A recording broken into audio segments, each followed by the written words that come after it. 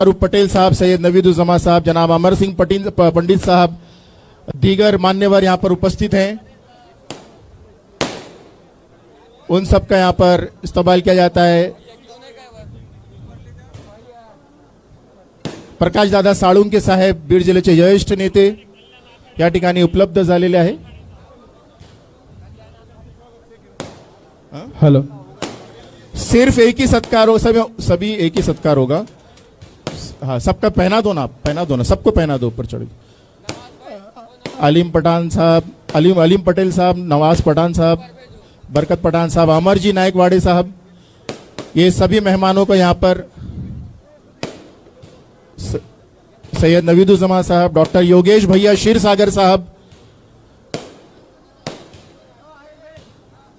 बीड जिल्ह्याचे युवा नेतृत्व, सैयद मोइनुद्दीन मास्टर साहब, जनाब फारूक पटेल साहब, मित्र परिवार की ओर से आयोजित ईद मिलन प्रोग्राम में आप सभी का स्वागत है। हमारे बीड़ के ही नहीं, पालक मंत्री ही नहीं, पूरे महाराष्ट्र की का सम्मान समझे जाने वाले अजीत दादा पवार साहब, भारत देश में जिनके आवाज को दिल लगाकर सुना जाता है, ऐसी शख्सियत आली जनाब अजीत दादा पवार साहब, इनका इस्तकबाल किया जा रहा है। जनाब सैयद फारूक पटेल साहब, अमर जी नायकवाड़े साहब की को मैं निवेदन करता हूं कि महाराष्ट्र के लाड़के उप मुख्यमंत्री अजीत दादा पवार साहब का यहां पर पूरे बीड जिले की जनता की ओर से शाल और फूल पेश करते हुए इस्तकबाल करें।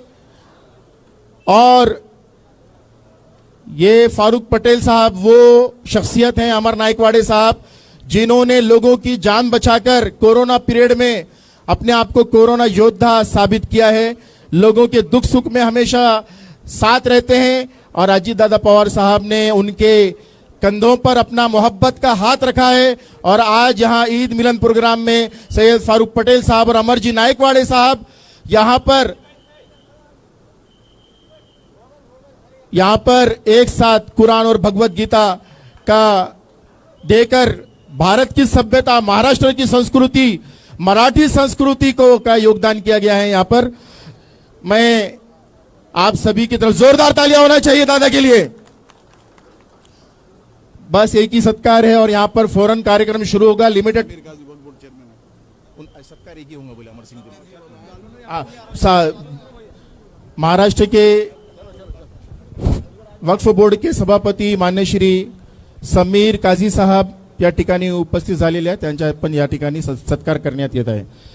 जहां पर फूल गिरते हैं उसे गुले गुलजार कहते हैं, जहां पर फूल गिरते हैं उसे गुले गुलजार कहते हैं। जंग जब सियासत की हो तो हम आर पार कहते हैं। महाराष्ट्र की राजनीति में कुछ भी नहीं चलता आपके बगैर, हम अजीत दादा पवार साहब को महाराष्ट्र के इसी तलवार कहते हैं। जोरदार तालियों से स्वागत होना चाहिए हमारे दादा का। और ये यहाँ पर ईद मिलन कार्यक्रम में सैयद फारूक पटेल साहब और अमर नायकवाड़े साहब के लिए उपस्थित हुए हैं। मैं फारूक पटेल साहब से निवेदन करता हूं कि आए और प्रस्तावना पेश करें।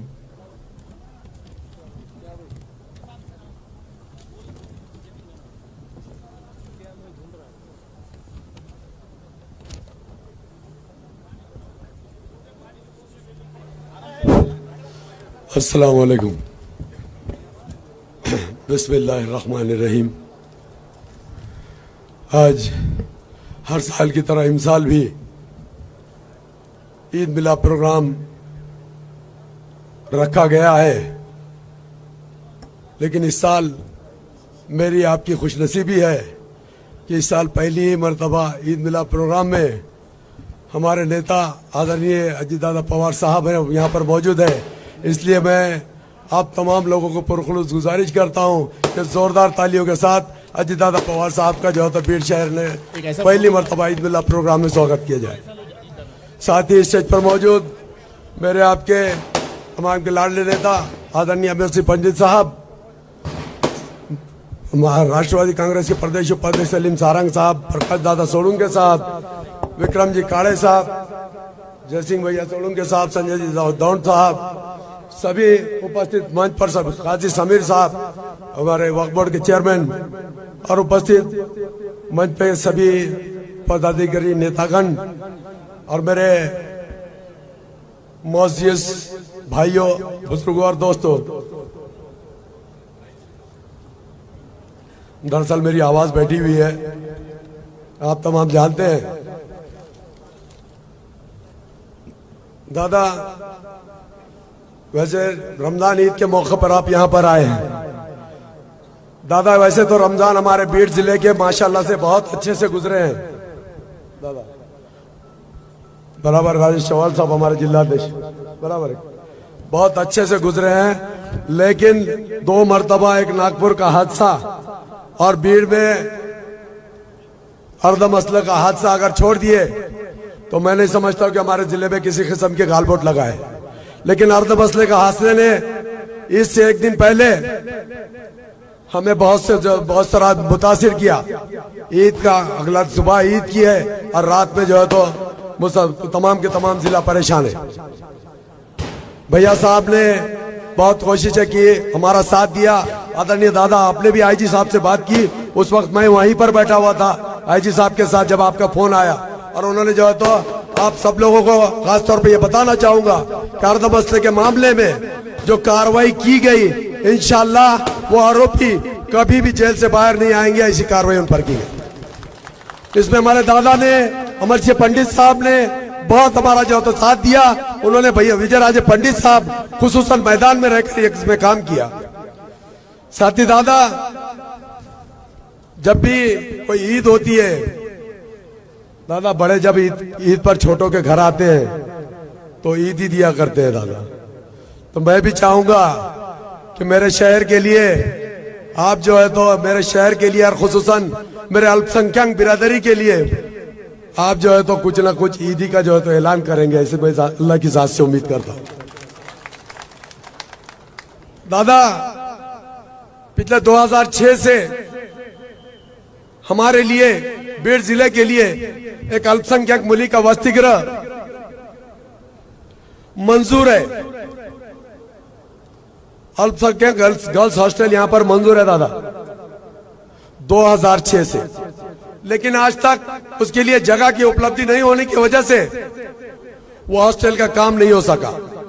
उसकी वजह यह है 2006 में इसका एस्टीमेट 2.5 करोड़ रुपए था, तब से ये मंजूर है। तो आज जो है तो ये 6.5 करोड़ 8.5 करोड़ का हो गया, तब भी हमको जगह उपलब्ध नहीं हुई दादा। इसकी वजह क्या है? जब उसके बरक्स हमने परली में जो है तो उपोषण किया 2008 में, परली में उपोषण किया। धनंजय मुंडे साहब ने वहां पर जगह की उपलब्धि भी की और वहां पर माइनॉरिटी कैंपस बनाया, गर्ल्स हॉस्टल ही नहीं बल्कि पूरा माइनॉरिटी कैंपस बनाया। ये जो है तो परली में होता है, लेकिन हमारे बीड़ में नहीं होता है भाई। महज यही वजह है कि हमको अलग अलग कदम उठाने पड़े, और यही वजह है दादा, ऐसे हालात में जब हमारे जो तो मफादात कहीं से पूरे नहीं हो रहे, हम आपसे जुड़े और आपके पास अपने मफादात रखे दादा। और ये बात बेहकीकत है कि ये 6-8 महीने में हम दादा के साथ जुड़े और शहर में कितना काम हुआ आपने देखा है। आप जिस रोड पे बैठे, ये दादा के क़ियादत वाली गवर्नमेंट में आदरणीय धनंजय मुंडे साहब पालक मंत्री थे, भैया साहब हमारे से पंडित साहब हमारे साथ पाठ पुरावे को थे, हमारे पीछे ताकत लगाने वाले थे। उसी का नतीजा है कि आप ये जिस रोड पे बैठे हुए हैं, ये रोड दीप हॉस्पिटल का रोड, चाहे शहर के बड़े बड़े रास्ते, अब 73 लाख के रास्ते हुए, ये दादा की क़ियादत वाली गवर्नमेंट में हुआ है दादा। इसी के साथ दूसरा मसला, गर्ल्स हॉस्टल के बाद दूसरा मसला हमारा यहीं पर आदरणीय भैया साहब उलमा इकराम की मीटिंग में आप लोगों ने, मुंडे साहब ने और आपने कमिटमेंट किया था कि हमारा ये खासबाग में ग्राउंड है, उसको वॉकिंग ट्रैक और उसका डेवलपमेंट करेंगे, ये आपने कमिटमेंट किया था। लेकिन उसके बाद गवर्नमेंट दोबारा से इलेक्शन आ गए और ये सब काम नहीं हो सका। लेकिन आदरणीय दादा, वो वॉकिंग ट्रैक का होना यहाँ पर इसलिए जरूरी है कि माइनॉरिटी के लिए, वॉकिंग के लिए, पेशेंट्स के लिए, महिलाओं के लिए घूमने फिरने की कोई जगह नहीं है, वॉकिंग के लिए कहीं जगह नहीं है। तो एक ये खासबाग में 4 एकड़ का ग्राउंड है दादा, वो ग्राउंड में वॉकिंग ट्रैक और डेवलपमेंट किया जाए, और साथ ही एक अहम मसला हमारा कि हमारे शहर में एक उर्दू घर होना चाहिए, ऐसी डिमांड हमारी सबकी है। बराबर है क्या रे? है क्या? हाथ उठा के बोलो। उर्दू घर होना चाहिए था। उर्दू घर के साथ साथ हमारे लिए कहीं भी एक अभ्यासिका नहीं है, स्टडी सेंटर कहीं नहीं है। तो हमको उर्दू घर के साथ साथ एक स्टडी सेंटर आपने जो है तो दादा उसके लिए निधि की अवेलेबिलिटी करना चाहिए। बाकी जगह की उपलब्धता उसके लिए हमारे पास मौजूद है। तो दादा आपसे ये पुरखुलूस गुजारिश करूंगा। साथ ही तीसरा मसला हमारा शहर का सबसे अहम मसला दादा, आपके पास अमर नाइकवाड़े और मैं बार बार आते रहे मास्टर साहब वगैरह कि लोड एक्सटेंशन का मामला, हमारे पानी पुरवठा का मसला शहर का बहुत सीरियस मसला है ये पानी पुरवठा का मसला। तो लोड एक्सटेंशन के लिए एमएससीबी के साथ का मसला आप जो है तो हल करने में उसके लिए निधि उपलब्ध करके देंगे, ऐसी मैं आपकी जानिब से उम्मीद करता हूं। साथ ही एमजीपी ने जो दादा हमारा वाटर सप्लाई का काम, लोड एक्सटेंशन का मसला अगर हमारा हल भी हो गया तो एमजीपी ने जो एजेंसी से काम करके लेना चाहिए था वो काम नहीं हुआ। 80% काम अब तक का हुआ, लेकिन एमजीपी हमको गलत रिपोर्ट करती है कि 90% काम हुआ। इस वजह से हमारी वाटर सप्लाई डिस्ट्रीब्यूशन लाइन पूरी नहीं हो सकी, डिस्ट्रीब्यूशन लाइन पूरी नहीं हुई। और वो पूरी अगर नहीं होती है तो हमको अगर लोड एक्सटेंशन मिलता भी है तो हम पानी पुरवठा हमारा प्रॉपर नहीं हो सकता। इसलिए मैं आपसे दादा पुरखुलूस गुजारिश करूंगा कि एमजीपी से आप कोऑर्डिनेशन करके जो तो ये हमारा लोड पानी पुरवठा का मसला हल करें। मैं ज्यादा तफसील में ना जाते हुए एक दादा एक मसले पे भैया साहब आपको खुसूसन मैं तवज्जो चाहूंगा। ये जो दादा आम्ही जिथं बसलेले आहात बाजूला ती जागा आहे, मी आपल्याला पहिले निवेदन दिलेलं आहे। सर्वे नंबर 130, 131 आणि 133 ही जागा नगरपालिकेची आहे दादा, आणि हे नगरपालिकेने कॉम्प्लेक्स बांधलेला आहे दादा। इकडे नजर जागा हे नगरपालिकेने कॉम्प्लेक्स बांधलेला आहे UIDCT मधून आणि स्लम मधून इथं गार्डन डेव्हलप केलेलं आहे आम्ही। आणि त्या गार्डनची कॅन्टीन मध्ये आज हे फॉरेस्ट विभागाने आपलं ऑफिस थाटलेलं आहे आणि त्याचाच आम्ही नगरपालिका ताबा घेत असताना हे किरायदाराला जागा देत असताना माझ्यावर गुन्हा दाखल झाला दादा।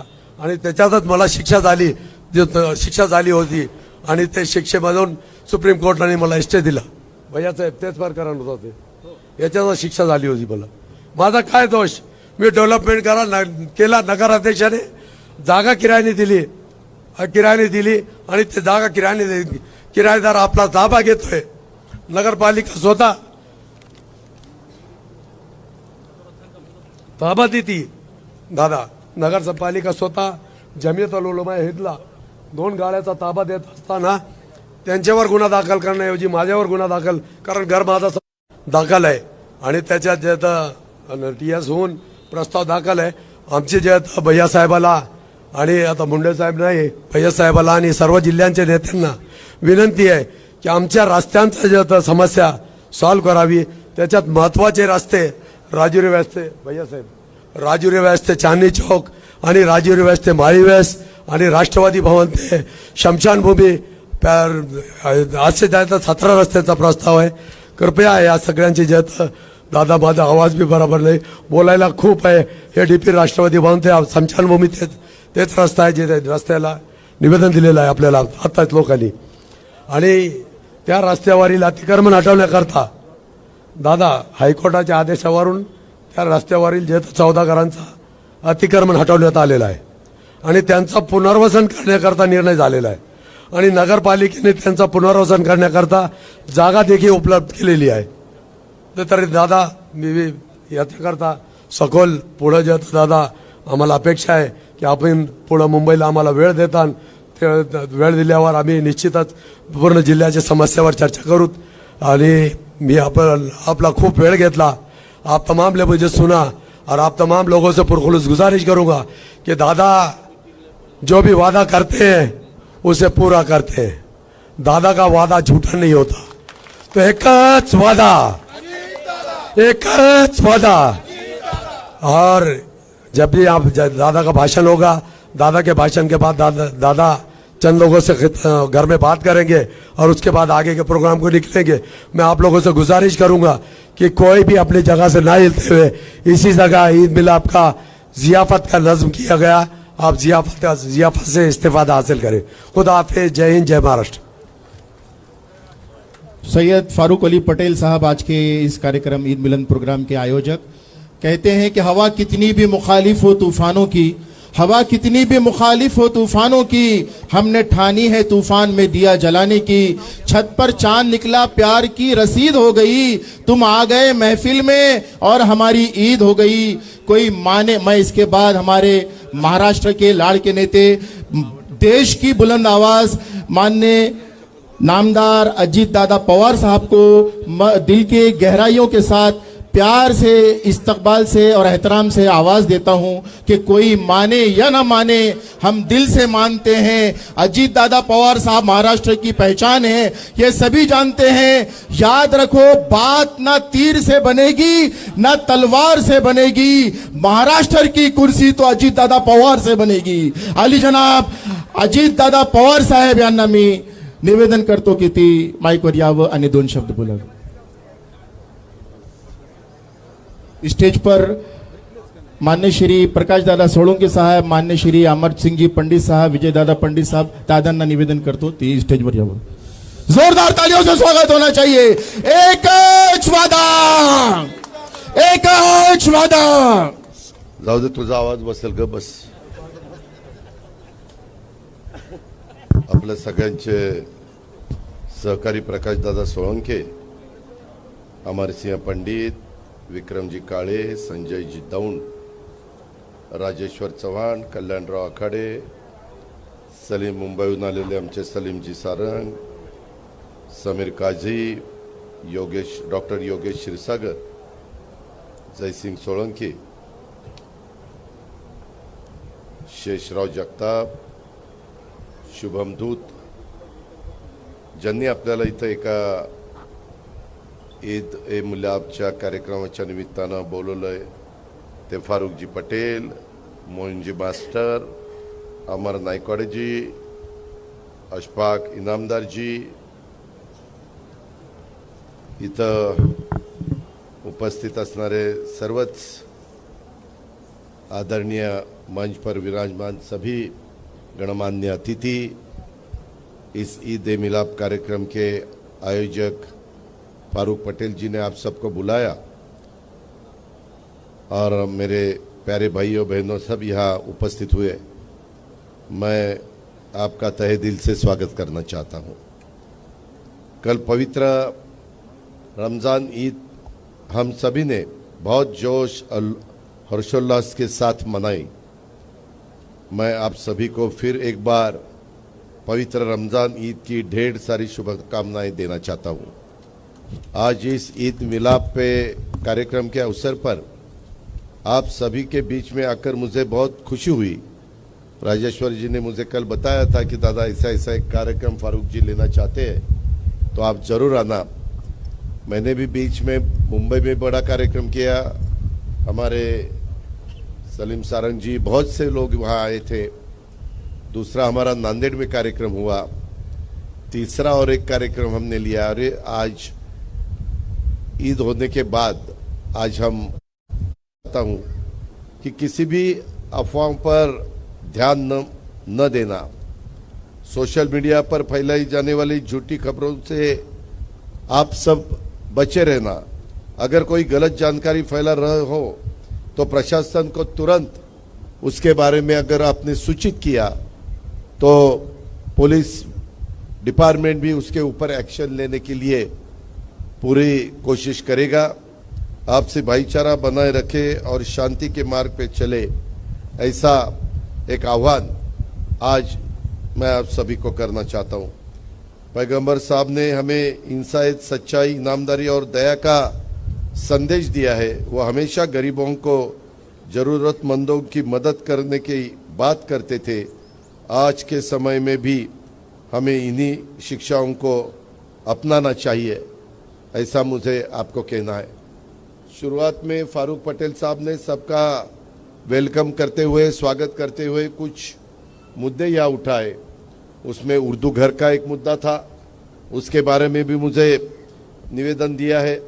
उसमें माइनॉरिटी के बारे में हमारी जो लड़कियां है उसके हॉस्टल के बारे में भी उन्होंने एक मुद्दा उठाया। तीसरा अर्ध मसला ये जो गेवराई तालुका में हुआ उसके बारे में हमने तुरंत जिनको आगे की एक्शन लेने के लिए कहना चाहिए था एज अ गार्डियन मिनिस्टर के नाते, वैसा हमने एसपी के साथ बाकी ऑफिसरों के साथ मैंने बात की, तुरंत कलेक्टर के साथ बात की, उनको वहाँ भेजा और सभी जगह शांति कैसी बनाए रखे इसकी कोशिश सबने मिलकर की है। मैं उसमें आप फिक्र मत करना, इसमें जो दोषी है उसको उसके बारे में कड़क कार्रवाई करने की सूचना हमने सबने की है और हमने सबने उसके ऊपर ध्यान भी दिया है। मित्रों, राष्ट्रवादी कांग्रेस पार्टी हमेशा सभी धर्मों और समुदायों के सम्मान की पक्षधर रही है। हमने हमेशा विकास, शिक्षा और सामाजिक सौहार्द पर जोर दिया है। मुझे ये कहने में कोई संकोच नहीं कि बीड़ के युवा बहुत ही प्रतिभाशाली है। हमें अपनी ऊर्जा को सकारात्मक कार्यों में लगाना चाहिए, शिक्षा और रोजगार पर ध्यान देना चाहिए। उसके बारे में आज का मेरा जब दोपहर का खाना हो जाएगा उसके बाद मैंने सभी ऑफिसरों को बुला के बहुत बड़ी मीटिंग ली है और उसमें बहुत से मैं सब्जेक्ट लेना चाहता हूँ। उसके बारे में उसमें मैं उर्दू घर का, माइनॉरिटी के हमारे लड़कियों के हॉस्टल का और बाकी की जो भी मुद्दा हमारे फारूक पटेल साहब ने उठाया है उसके बारे में भी मैं जानकारी भी लूँगा और उसके ऊपर क्या एक्शन लेनी चाहिए, क्या आदेश देने चाहिए, वो भी देने के लिए मैं पूरी आपको मदद करूँगा। मैं इतना ही चाहता हूँ, समाज में सकारात्मक योगदान देना चाहिए। धर्म, जाति और राजनीति के नाम पर भटकने से बचे रहना चाहिए। यह मेरे दिल से मैं आप सभी को अपील करना चाहता हूँ। मैं आपको ये बताना चाहता हूँ कि मंजिलें उन्हीं को मिलती है जिनके सपनों में जान होती है। पंखों से कुछ नहीं होता, हौसलों से उड़ान होती है। और हम सब साथ मिलकर आगे बढ़ेंगे। अपना महाराष्ट्र, शिवशाहू फुले अंबेडकर जी का महाराष्ट्र, उसको आगे लेके जाने की कोशिश करेंगे। सभी में भाईचारा कैसा रहे उसके बारे में ध्यान देंगे। मैं इस अवसर पर आप सभी को अपील करना चाहता हूं कि बीड़ जिले को शांति और विकास की नई ऊंचाइयों तक पहुंचने में योगदान आप सभी दें। अपने मोहल्ले, गांव और शहर में प्यार और भाईचारों का माहौल बनाए रखे।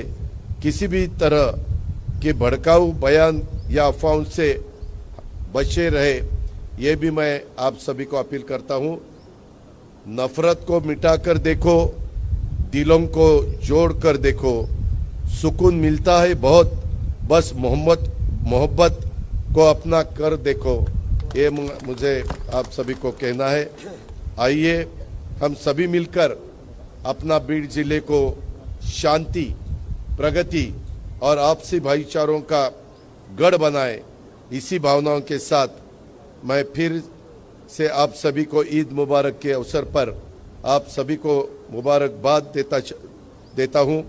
हाल ही में हमें गुड़ी पाड़वा और रमजान ईद, मेरे ख्याल से 30 तारीख को गुड़ी पाड़वा था, 31 तारीख को रमजान ईद था, कि त्यौहार को साथ मिलकर बनाए। हमारी एकता ही हमारी असली ताकत है, यह हमेशा ध्यान में रखना चाहिए। आज इसी ईद एक मिलाद पे कार्यक्रम में शामिल होने के लिए आप सभी का मैं आभार मानता हूँ, शुक्रगुजार हूँ। रमज़ान ईद की फिर से बहुत बहुत शुभकामनाएं देना चाहता हूँ। फारूक पटेल साहब, आपने जो भी मुद्दे उठाए, मुझे कुछ बातें मेरे साथ अमर सिंह पंडित जी ने भी कहा, मुझे राजेश्वर जी ने भी कहा और प्रकाश दादा ने भी कहा, उसमें सभी को मैं ध्यान दूंगा। आप फिक्र मत करो। मैं महाराष्ट्र में काम as a deputy chief minister के नाते काम करते हुए सभी को साथ लेके जाना चाहता हूं, लेकिन आपने भी हमें सभी को साथ देना चाहिए, ये भी आप सभी ने ध्यान में रखना चाहिए। बाकी आपने एमजेपी का कुछ मुद्दा उठाया, आपने उर्दू घर के बारे में तो मैंने बताया, आपने वो ट्रैक यहाँ चलने के लिए ट्रैक बनाना चाहिए, ऐसा भी मुद्दा आपने उठाया। रोड के बारे में आपने कुछ कहा कि पिछले दफ़ा गार्डियन मिनिस्टर धनंजय मुंडे जब थे तब उन्होंने भी आपको फंड्स दिया, मैंने भी उनको मदद की थी।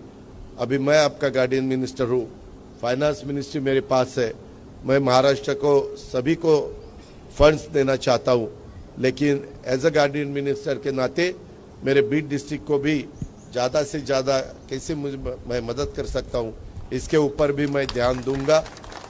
आप हमेशा जैसे हमें सपोर्ट करते आए हैं वैसे आगे भी सपोर्ट करना, इतना ही विनती करता हूँ। फिर एक बार मैं आप सभी को बहुत बहुत शुभकामनाएं देता हूँ। धन्यवाद। जय हिंद, जय महाराष्ट्र।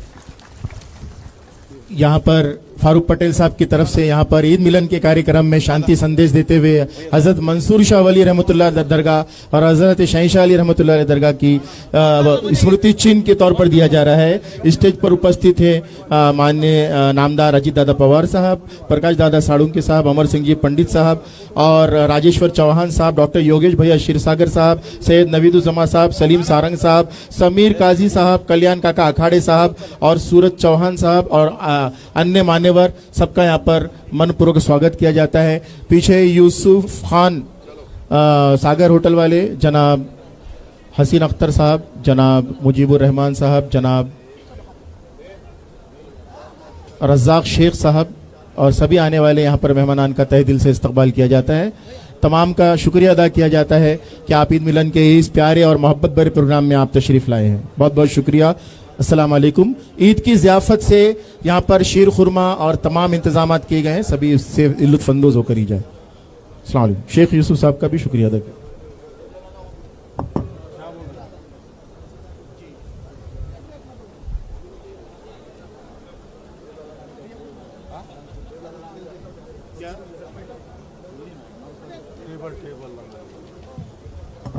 टेबल लगाया जाए, जो नाश्ते का टेबल है ईद के नाश्ते का वो लगाया जाए। शीर